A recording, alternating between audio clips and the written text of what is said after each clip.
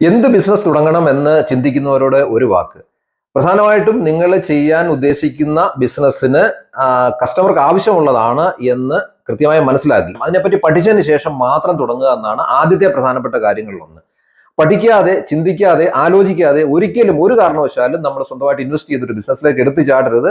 അത് നിങ്ങൾക്ക് ബുദ്ധിമുട്ടുണ്ടാക്കും ഭാവിയിൽ. മാർക്കറ്റിലെ കസ്റ്റമറുടെ പെയിൻ, അവർക്ക് എന്താണ് ബുദ്ധിമുട്ടുള്ളത്, കസ്റ്റമർക്ക് എന്താണ് ആവശ്യമുള്ളത് എന്ന് മനസ്സിലാക്കുക. വീണ്ടും വീണ്ടും കസ്റ്റമർ നിങ്ങളെ സമീപിക്കത്തക്ക രീതിയിലുള്ള ഒരു ഡീൽ നിങ്ങളുടെ ഭാഗത്തുനിന്നുണ്ടായാൽ തീർച്ചയായും നിങ്ങൾക്ക് ആ ബിസിനസ്സിൽ വഴി നിങ്ങൾക്ക് സക്സസ് ആവാൻ സാധിക്കും. ഒരു കാരണവശാലും നിങ്ങൾക്ക് നിങ്ങളുടെ സ്ഥലത്ത്, നിങ്ങൾ ബിസിനസ് ചെയ്യാൻ പോകുന്ന സ്ഥലത്ത് ഉള്ള കസ്റ്റമറുടെ പെയിൻ മനസ്സിലാക്കാതെ, അല്ലെന്നുണ്ടെങ്കിൽ നിങ്ങൾ ഏത് ടൈപ്പ് കസ്റ്റമർ ആണ് നിങ്ങളിലേക്ക് വരേണ്ടത് എന്ന് മനസ്സിലാക്കാതെ നിങ്ങളൊരു ബിസിനസ് ഒരു സ്ഥലത്ത് സ്റ്റാർട്ട് ചെയ്യാൻ ശ്രമിക്കരുത്. അതിനു മുമ്പായിട്ട് നിങ്ങൾ കൃത്യമായി ഒരു പ്രൊജക്ട് തയ്യാറാക്കുക, ഒരു ഫീസിബിലിറ്റി സ്റ്റഡി നടത്തുക. കൃത്യമായിട്ട് അത് ഫീസിബിൾ ആണെന്ന് ബോധ്യപ്പെട്ടാൽ മാത്രം ആ സ്ഥലത്ത് തുടങ്ങാൻ ശ്രമിക്കുക.